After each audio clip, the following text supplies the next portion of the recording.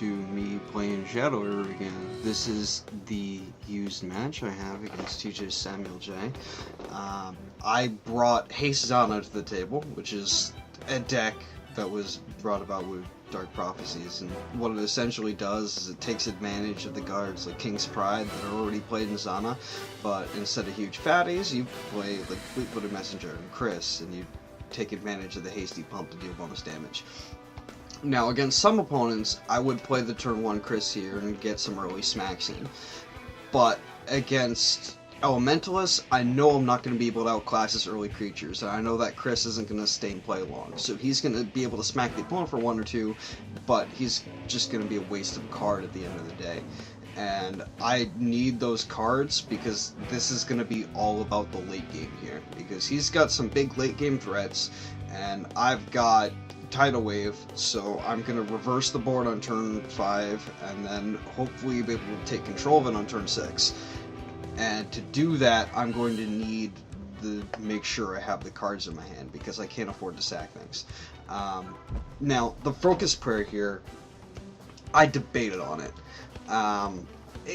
Honestly, it's probably better than doing nothing on my turn 3.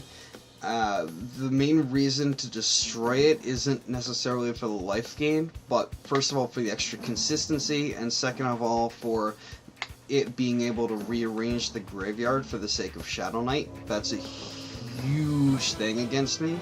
If he's able to, you know, use that card to engineer Shadow Knight loop, that's bad for me. The other thing is, just like you see here, I have more Focus Prayers in my deck. You know, it's not the end of the day if I use one on not antimatter. Now here, he's got 2 guys in play, and I just dropped the Wizened Staff. I could have played the Winterborn and not spend a Shadow Energy, but I'm planning on a title next turn, so I didn't want to throw the ally out. And he sort of gets the same idea here. Instead of playing a 3rd ally, he just goes for the Keldor pump and tries to beat me down with the current board as much as possible. Why he spent a 3 SC on making the Keldor big, I'm not entirely sure on that. It might have been like, just in case I don't have the Tidal Wave and I'm just trying to bluff it, or something. I don't know what his mentality might be. Maybe he's thinking he has some bigger allies in hand he doesn't want me to wave, so he's trying to get me to do it now, and he wants to encourage it, which is why he's spending the Shadow Energy there. That's another possibility. I couldn't say what his mindset is, but that's what I'm thinking he's thinking. So, at this point, I'm up by a couple cards in hand. I do have the Wizened stuck in play. I'm feeling pretty confident about this one right here. However, I know he plays big allies. He didn't play one. He drops the antimatter. He could have thrown down a Plasma Behemoth and buffed it and put me in a lot of trouble and forced me to play play my Banish, but he didn't. So what that means is that that's going to give me the chance to play Focus Prayer and take out that antimatter, so he's going to be stuck on cards while I'm still have my draw engine up, and I get to stick an ally on the table. I'm feeling pretty good about myself. He's got the Shadow Energy to be able to buff a guy, so that means if he plays a big threat, the Alden won't be able to kill it, but I still have the Banish in my hand. Unless he could play the Steadfast guy, in which case I'm pretty much screwed, but if he doesn't, I'm okay. He plays a Plasma Behemoth, but I'm not sure why he doesn't buff it. And because he doesn't buff it, it gives me the chance to just play the King's Pride and blow him out. Because now I've got an ally in play, and I've got the huge armor in play. So whether he deals with one of them, he can't deal with the other one, and he also isn't able to put his own ally on the board. So that's a huge advantage to me, and there's pretty much no way of coming back from it. What he does do here, though, is that he does have the Mind Control, which stops me from getting hasty beats in for extra damage because I don't have the Eldin in play anymore. It's also wearing down both my armor and my weapon. However, what that's telling me is that he doesn't have a playline nexus because he'd probably play that first.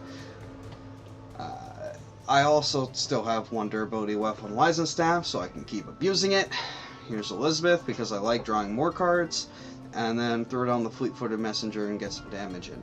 My goal from this point is to just fill the board with as many dudes as I can, because I want to take advantage of this and beat him down. If I stop to set myself up more and draw more cards that I don't need, he might be able to win back a board somehow with Eternal Discharge or something. So I want to do as much damage as I can as quickly as possibly can.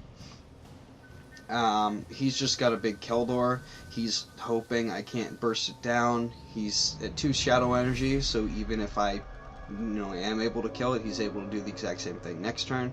However, I've got a Retreat, a Banish, and a Tidal Wave in my hand, so I highly doubt that whatever he does to me is not going to be good. Now here again, because I want to focus on the most damage, I'm using my draw effects and filtering first, but essentially I'm just going to retreat his dude and play more beats and beat his face in, because that's what I like to do. Bounce him, make him waste his Shadow Energy apparently, and then when he tries to do it the next turn, that's when I play the Banish.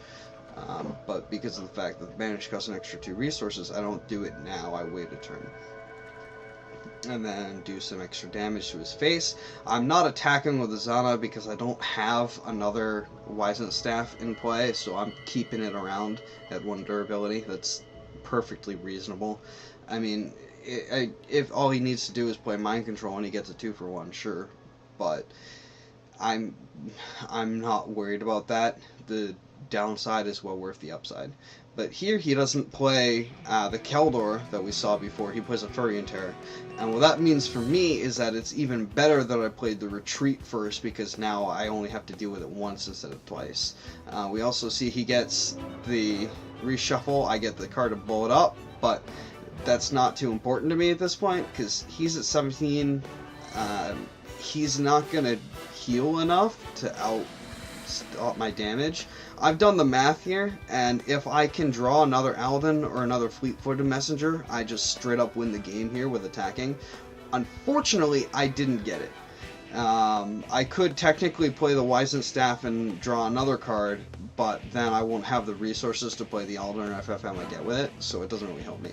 So I'm just going to play the Fleet-Footed Messenger, because even if I blow up the Infinity Core, it's not going to be more than he only heals for 2, and Fleet-Footed Messenger hits for 3, so that's not going to matter. So I'm just going to hit him down for a bunch of damage. He's down to 3 at this point. He's not really coming back. Now I have another Wizened Staff in play, so I'm going to go ahead and attack. But what I do here is use the ability first. It doesn't really matter. There's no real reason why I did it. Technically, I probably would have been better off like saving the Puin from a Fleet-Footed Messenger or something.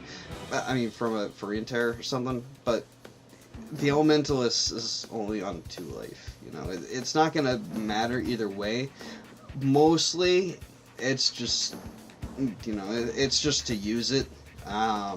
In case he had like some kind of interference or Shadow Flaunt shenanigans. I mean, there's no real reason for it, I just happened to do it. He's calling game here. He had the Mind Control if I had the Wizened Staff still in play, but it doesn't matter, he's on 2 life, he can't come back. So that's game. Alright, I'll see all you guys for game 2. It's time to sideboard.